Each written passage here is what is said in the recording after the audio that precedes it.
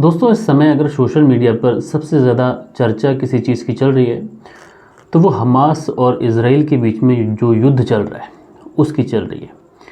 लेकिन दोस्तों, पिछले हफ्ते जब ये लड़ाई चालू हुई थी तो हमास ने जब उस पर लगभग 5,000 रॉकेट से जब हमला किया था तो इस तरीके की सोशल मीडिया पर चर्चा चल रही थी कि जिस मोसाद के बारे में लोग बातें करते थे, आखिर मोसाद कैसे फेल हो गया, मोसाद को क्यों पता नहीं चल पाया कि यह हमला होने वाला है। लेकिन दोस्तों, मोसाद ये इज़राइल की एक ऐसी सुरक्षा एजेंसी है जिसकी कामयाबी के झंडे हर देश में सुनाई पड़ते हैं और मोसाद जो है इसकी कामयाबी के ऊपर फिल्में बन चुकी हैं। मोसाद जो है इसकी कहानियाँ सोशल मीडिया, प्रिंट मीडिया हर जगह भरी पड़ी है। और दोस्तों, जो मोसाद है एक्चुअल में इज़राइल को मोसाद की ज़रूरत ही क्यों पड़ी थी। दरअसल जब से इज़राइल वजूद में आया तो इज़राइल जो है ये दुश्मन मुल्कों के साथ में घिरा हुआ है, यानी जो आस पड़ोस के जो मुल्क हैं उनके साथ में इज़राइल के जो संबंध हैं वो अच्छे नहीं हैं। इसलिए इज़राइल को हमेशा डर रहता। लेकिन फिर भी इज़राइल ने सोचा कि ऐसी सुरक्षा एजेंसी बनानी चाहिए कि जिसके डर से दुश्मन देशों में उसका खौफ रहे। और मोसाद की आज की ऐसी कहानी मैं आप लोग को सुनाऊंगा जिसको सुनने के बाद कहीं ना कहीं आप लोग भी कहेंगे कि मोसाद जो है वो कभी चूकता नहीं। तो दोस्तों, कौन सी कहानी है, पूरी सिलसिलेवार तरीके से मैं आप लोग को सुनाऊंगा। रात के 10 बज चुके हैं। मैं हूं आप सभी का अपना शावेज़ मलिक और हाजिर हूं मैं आप लोग के सामने एक और कहानी को लेके। आज की कहानी हालांकि थोड़ी डिफरेंट है लेकिन कहानी है।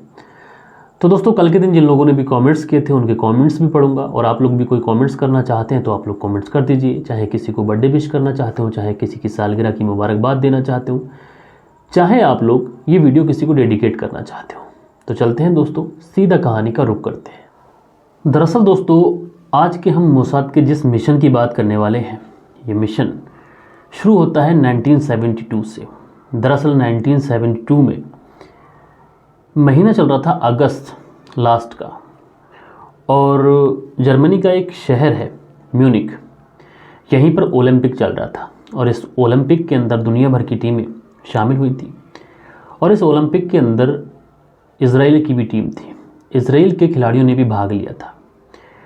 लेकिन दोस्तों, एक हफ्ता तक तो ये जो ओलंपिक था ये बड़ी शांति तरीके से चलता है, कोई इशू नहीं था, कोई प्रॉब्लम नहीं थी।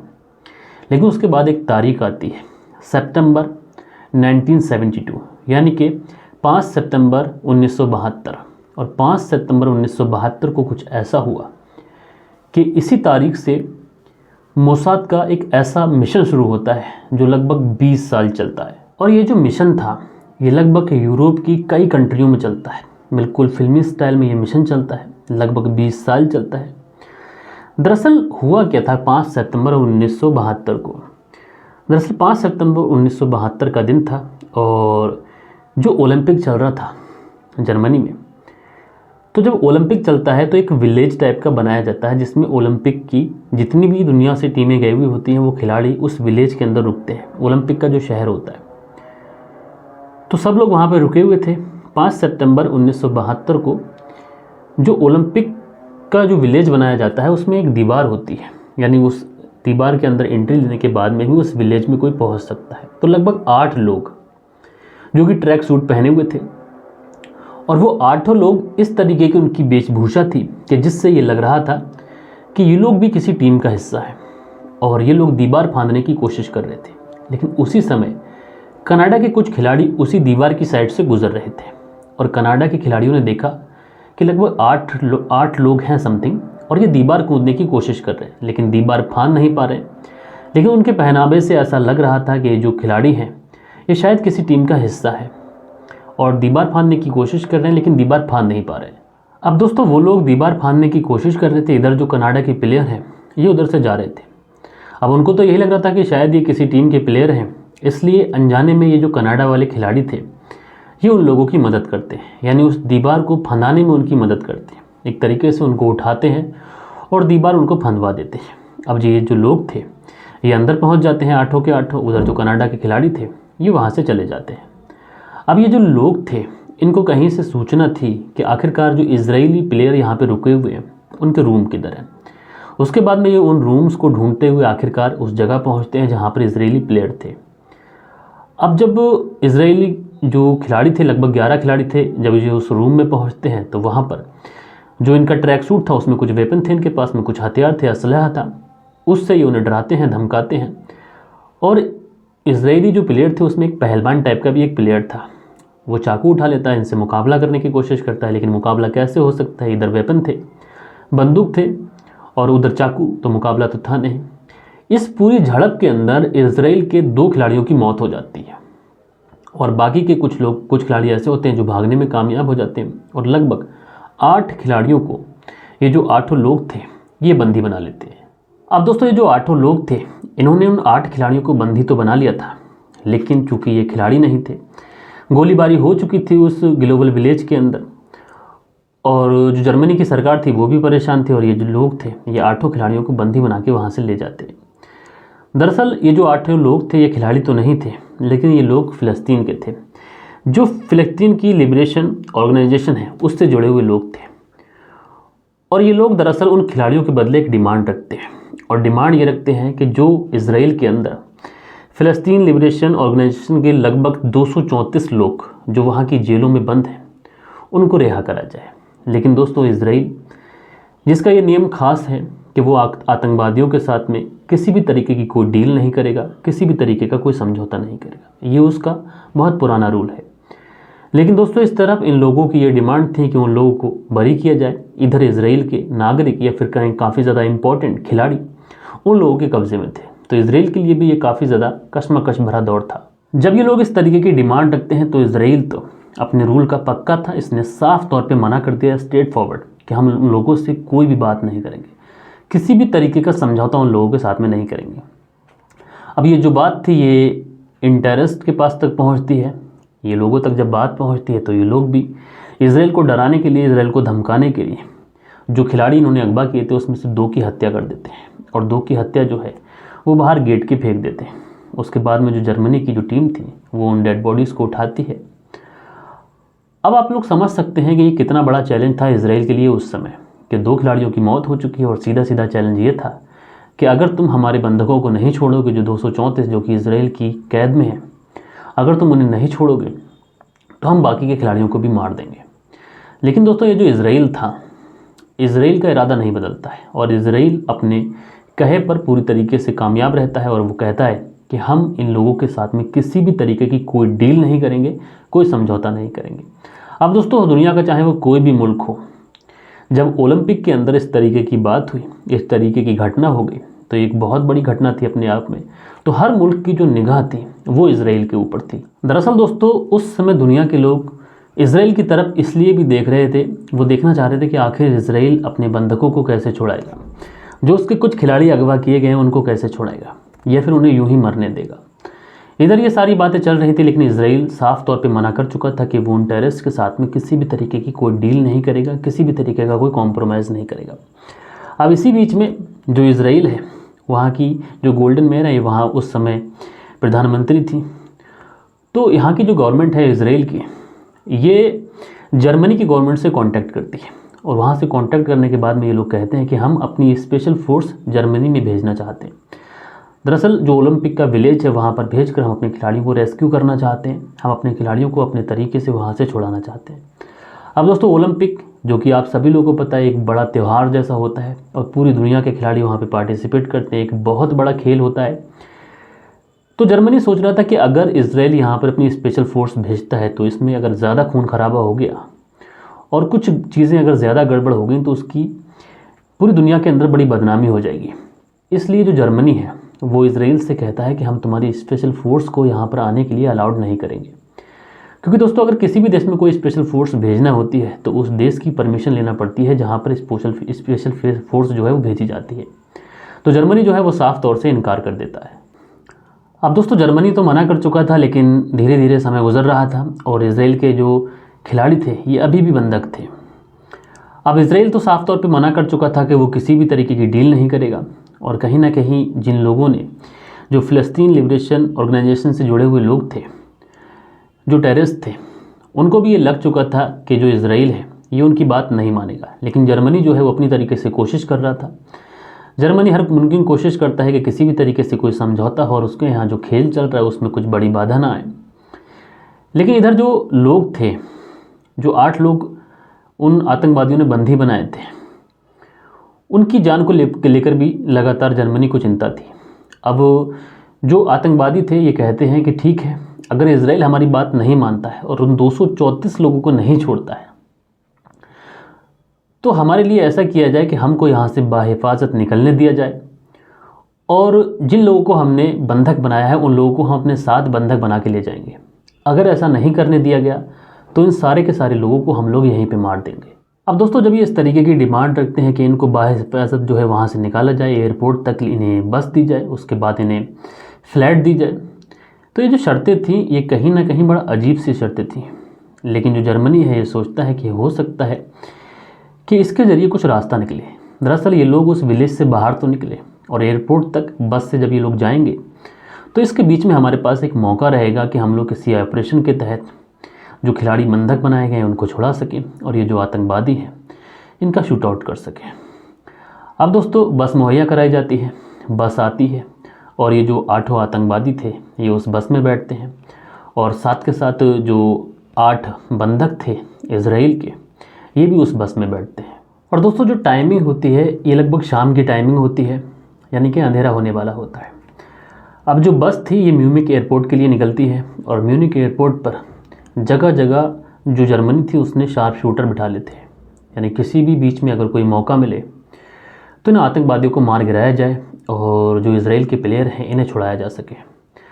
उसके बाद में ये लोग जो हैं वो म्यूनिख एयरपोर्ट पे पहुंचते हैं और एक चॉपर टाइप का होता है चॉपर, उसमें इजरायली खिलाड़ियों को बिठाला जाता है और जैसे ही ये लोग उस प्लेन की तरफ बढ़ते हैं जो शार्प शूटर है उन्हें हुक्म दिया जाता है कि इन आतंकवादियों के ऊपर गोली चला जाए, और उस समय जो शार्प शूटर होते हैं ये उन आतंकवादियों के ऊपर गोली चला देते हैं। अब जैसे ही उनके ऊपर गोली चला देते हैं तो वहाँ पर लगभग 2-3 आतंकवादियों तो तुरंत मौके पे ही मर जाते हैं और बाकी के जो आतंकवादी थे ये इजराइल के प्लेयर के साथ में अंदर थे। जब इस तरीके का मामला देखते हैं कि हम घिर चुके हैं, अब शायद हम बच ना पाएँ, यहाँ पे तो शार्प शूटर हैं, तो ये लोग भी जवाबी कार्रवाई करते हैं, ये लोग भी गोलीबारी करते हैं जो फ़िलिस्तीन लिबरेशन ऑर्गेनाइजेशन के लोग थे। और जब ये अपने आप को घिरा पाते हैं तो ये सोचते हैं कि अब हम तो गिर चुके हैं, लेकिन जो इजराइल के खिलाड़ी हमारे पास हैं इनको भी ज़िंदा क्यों छोड़ दें। इसलिए ये उन निहत्थे लोगों पर भी गोली चलाते हैं और इस पूरे ऑपरेशन के अंदर जो इजराइल के 11 खिलाड़ी थे ये भी मारे जाते हैं और जितने के जितने टेररिस्ट थे ये भी सब मारे जाते हैं। हालांकि इस ऑपरेशन पर उस समय दुनिया की नज़र थी, लेकिन इस ऑपरेशन के बारे में जर्मनी शाम को ही डिक्लेयर नहीं करता है कि इसमें इजराइल का कोई खिलाड़ी मारा गया है या फिर नहीं। वहाँ से यही बताया जाता है कि जो ऑपरेशन है वो अभी चल रहा है, और उसके बाद में सुबह ये खबर आम हो जाती है कि जो इस पूरी गोलीबारी कांड में पूरे ऑपरेशन के अंदर जितने भी टेररिस्ट थे वो तो मारे गए, लेकिन साथ के साथ इजराइल का कोई भी खिलाड़ी बच नहीं पाया। यानी 2 खिलाड़ी तो उस विलेज के अंदर भी मार दिए गए थे इन आतंकवादियों के द्वारा, और 9 खिलाड़ी इस एयरपोर्ट पर, म्यूनिख एयरपोर्ट पर इस पूरे ऑपरेशन के तहत गोलीबारी में मारे गए। अब दोस्तों, जब ये खबर इजराइल तक भी पहुंचती है तो कहीं ना कहीं अब पूरी दुनिया की निगाहें इजराइल के ऊपर थी, क्योंकि 11 खिलाड़ी और 11 की मौत पूरी दुनिया में एक शोक की लहर थी। इजराइल के अंदर भी लोगों के अंदर भरपूर गुस्सा होता है। एक तो ये कि जो इजराइल है उसकी पॉलिसी है कि वो आतंकवादियों के सामने किसी भी कीमत से झुकेगा नहीं, अगर झुक जाता तो शायद उसके खिलाड़ी बच जाते। लेकिन दूसरी तरफ इजराइल को यह भरोसा था कि वो किसी ऑपरेशन के तहत अपने खिलाड़ियों को बचा लेगा, लेकिन जो जर्मनी थी उसने इजाज़त नहीं दी, इसलिए उसने अपने खिलाड़ियों को वो बचा नहीं पाया। लेकिन पूरी दुनिया ये तो जानती थी कि इजराइल के खिलाड़ी मारे गए, तो इजराइल इसमें जो रिएक्शन देगा वो बहुत ज़्यादा खतरनाक होगा। और इजराइल को ये भी पता चल चुका था कि जो लोग थे जिन्होंने बंधक बनाया था ये फ़िलिस्तीन लिबरेशन ऑर्गेनाइजेशन से जुड़े हुए लोग थे, तो कहीं ना कहीं लोगों को ये तो पता था कि इजराइल इस पूरे मामले में खामोश नहीं बैठेगा, इजराइल बदला ज़रूर लेगा। अब दोस्तों, दुनिया जिस तरीके से सोच रही थी हुआ भी बिल्कुल वैसा ही। इजराइल की जो प्राइम मिनिस्टर थी उन्होंने तुरंत हाई लेवल मीटिंग बुलाई और इस मीटिंग के अंदर मोसाद के जो चीफ थे उनको भी बुलाया गया और एक बैठक की गई। और इस बैठक में ये ऐलान हुआ, ये अनाउंसमेंट हुई कि इस पूरे मिशन से, यानी जो ऑपरेशन म्यूनिख था, इससे जुड़े हुए जितने भी लोग थे, यानी जो 8 टेररिस्ट थे वो तो मारे गए, लेकिन इस पूरी प्लानिंग में कौन कौन इन्वॉल्व था, फंडिंग कहाँ से हुई, किसने ये प्लान बनाया, यानी जो भी इस पूरे ऑपरेशन में, ऑपरेशन म्यूनिख में जो भी ज़रा सा भी 1% भी इन्वॉल्व होगा उसको छोड़ा नहीं जाएगा। अब ये ऑपरेशन की बात हुई, इस ऑपरेशन का नाम रखा गया रेथ ऑफ गॉड यानी खुदा का कहर। लेकिन दोस्तों इस पूरे ऑपरेशन यानी रेथ ऑफ गॉड यानी जो खुदा का कहर, इन्होंने जिस ऑपरेशन का नाम रखा, इस ऑपरेशन के कुछ रूल थे।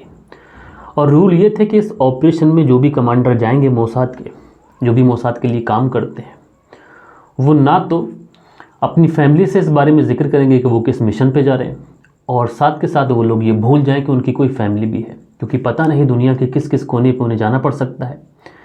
तो इस तरीके के लोग मिशन में शामिल होंगे। और साथ के साथ अगर दुनिया के किसी भी हिस्से में ये लोग पकड़े जाएं तो इनको बिल्कुल भी ये खुलासा नहीं करना है कि ये लोग इजराइल के नागरिक हैं या फिर ये मोसाद के लिए काम करते हैं। और दोस्तों ये जो प्लान तैयार हुआ ये सिर्फ उसी दिन हुआ, यानी 5 सितंबर 1972, जिस दिन ये पूरा ऑपरेशन हुआ था। यानी हाथ के हाथ ये पूरा प्लान तैयार हुआ। लेकिन प्लान तो तैयार हो चुका था, लेकिन जो लोग भी इसमें इन्वॉल्व थे, जिन लोगों ने इस पूरे मामले में पूरी जो प्लानिंग की थी, आखिर वो कौन कौन थे, इसकी लिस्ट बनाना बड़ा मुश्किल था, इसके लिए समय लगता। लेकिन इजराइल के नागरिकों को भी ये दिखाना था कि इजराइल आखिर क्या एक्शन लेगा।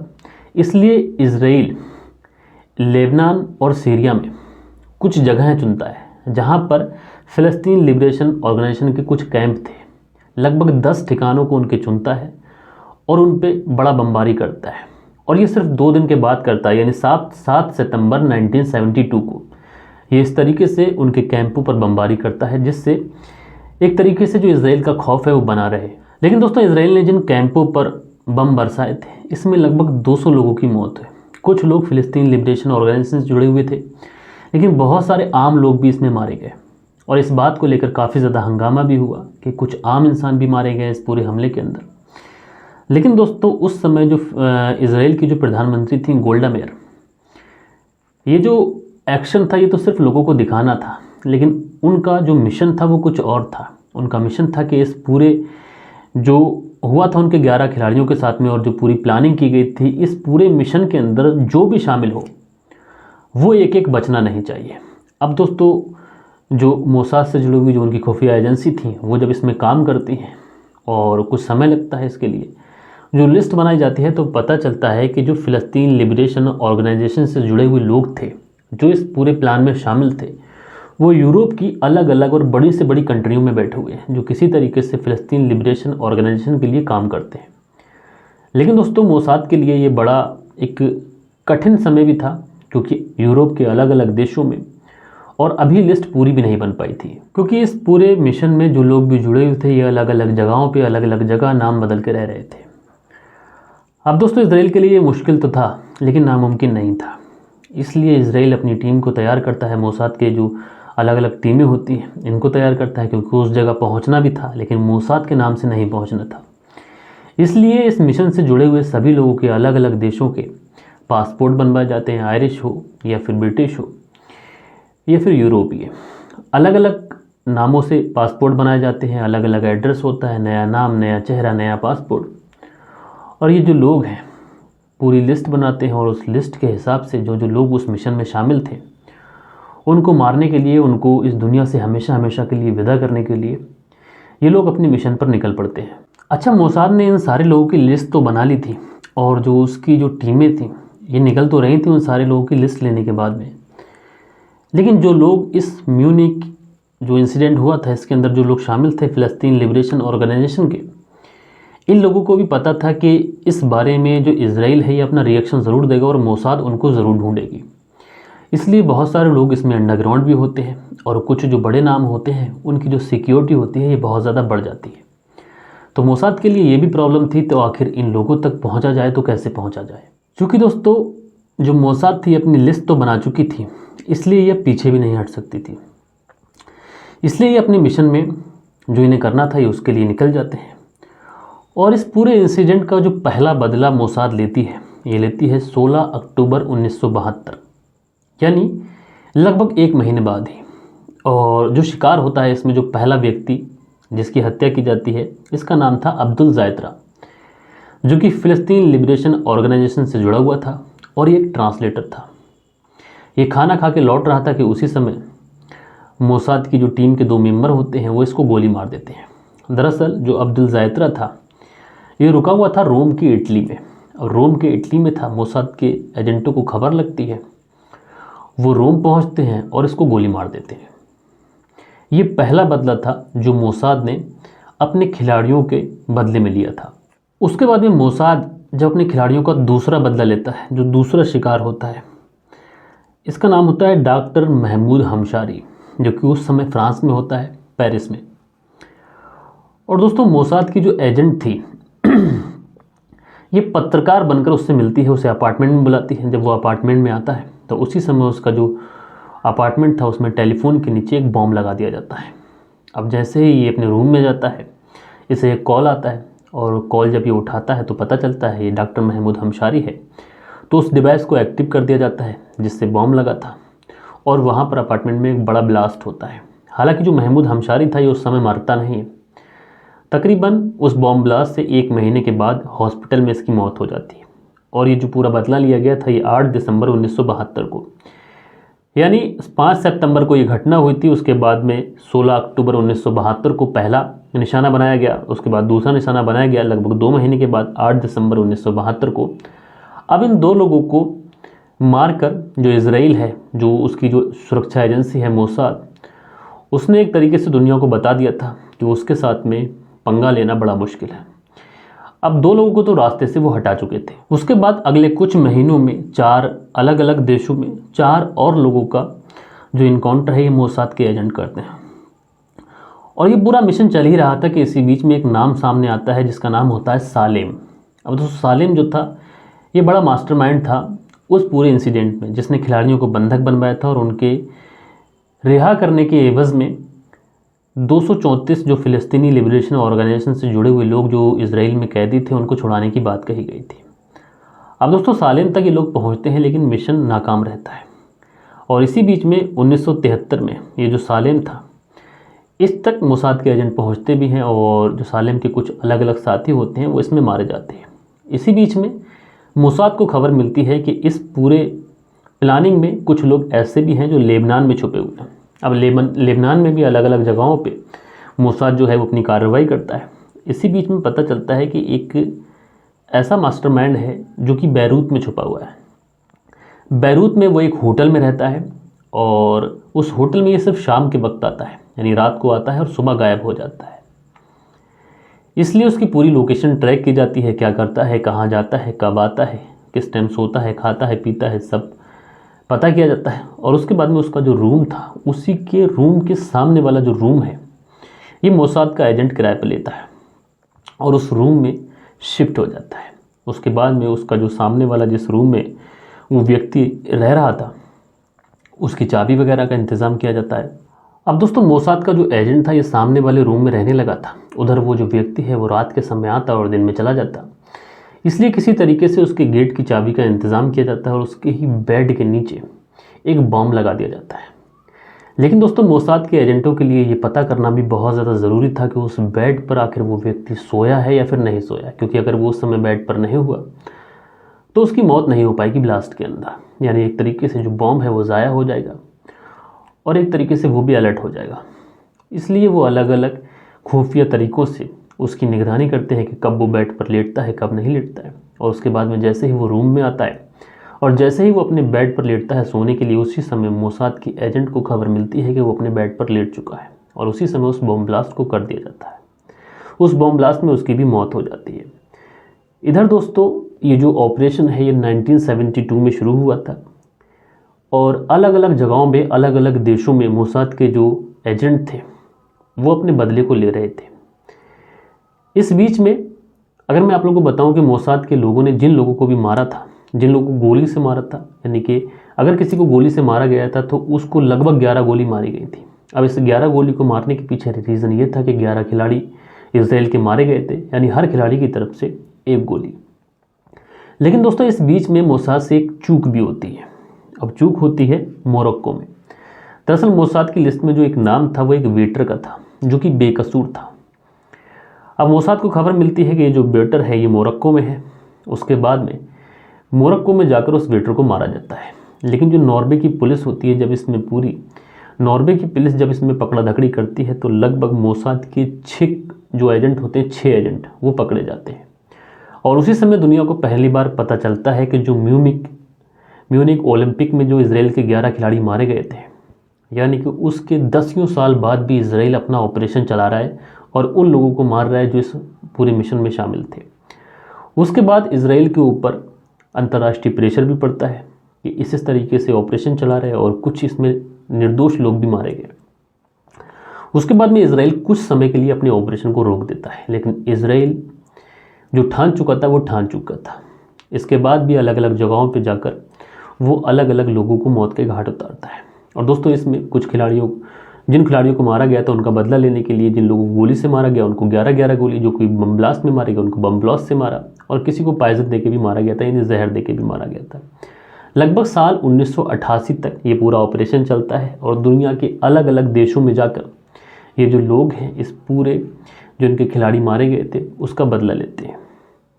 बहरहाल दोस्तों, आप लोगों को आज की ये कहानी कैसी लगी कमेंट्स करके ज़रूर बताएगा। हालांकि थोड़ी डिफरेंट थी, अवैध संबंधों से थोड़ा दूर थी, लेकिन कुछ अलग थी। लेकिन दोस्तों कल के दिन जिन लोगों ने भी कमेंट्स किए थे, अब उनके कमेंट्स पढ़ने का भी वक्त आ जाता है, तो चलते हैं उनके कमेंट्स पढ़ लेते हैं। सो दोस्तों कल के दिन जो हमारे वीडियोस में कुछ कमेंट्स आए थे उसमें विमलेश शर्मा हैं, लिखती हैं, सर दुआ करते हैं एक दिन ज़रूर कबूल हो जाती है, आप एक दिन सुपरस्टार बनोगे विमलेश शर्मा। तो विमलेश शर्मा जी आपका बहुत बहुत मैं दिल से आभारी हूं कि आप इस तरीके का कमेंट्स कर रहे हैं। उसके बाद में जो अगला कमेंट्स है ये है ALM करके आईडी है, लिखते हैं, भाई हफ्ते में एक बार कुछ सस्पेंस स्टोरी सुना दो, आदिल अहमद फ्रॉम तमिलनाडु। तो भाई आदिल अहमद जी आज की जो स्टोरी है ये आपके लिए बेहतरीन है, आप इस स्टोरी को सुनिए। उसके बाद में देव कुमार जी हैं, लिखते हैं, आपके माता पिता को प्रणाम करता हूँ, आपकी क्राइम को कम करने के लिए आपका थैंक्स। उसके बाद में अगला कमेंट से यही करते हैं देव कुमार जी, लिखते हैं, वेरी नाइस मेरे भाई, I am full support bro. तो भाई आपका बहुत बहुत धन्यवाद। उसके बाद में जेनिस BK हैं, ये लिखते हैं, नमस्कार भाईजान, आपकी कहानी बहुत अच्छी लगती है। तो भाई आपका बहुत बहुत धन्यवाद। उसके बाद में शहाबुद्दीन हैं, लिखते हैं, सर आज की कहानी बहुत ही अच्छा था, लेकिन सर थोड़ा बाहर आकर भी वीडियो बनाया करो कभी कभी।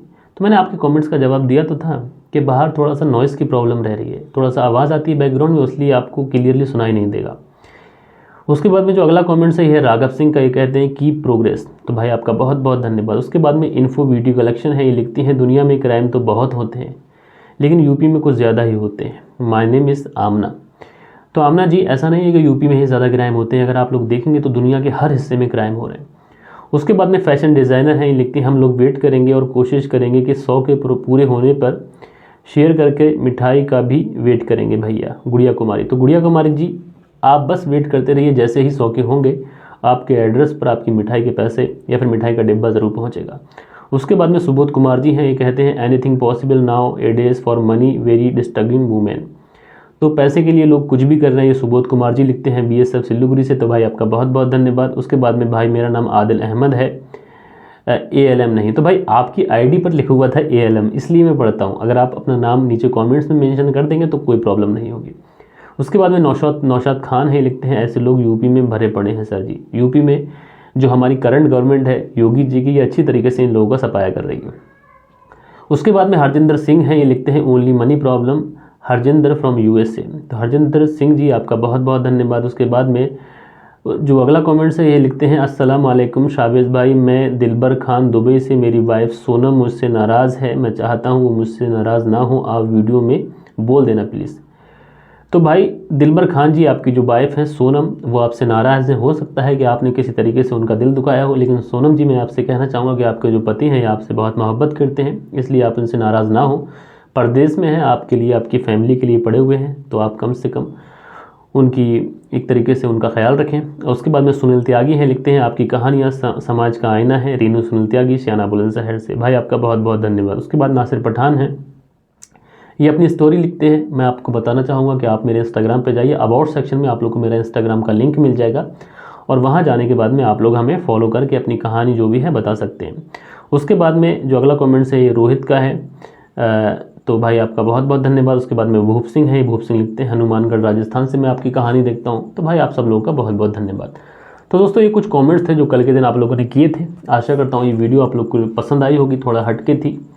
अगर पसंद ना आई हो तो भी आप बताइएगा, पसंद आई हो तो भी आप बताइएगा। मिलते हैं कल के दिन किसी और क्राइम स्टोरी के साथ में, जब तक के लिए अपना ख्याल रखें। जय हिंद, जय भारत।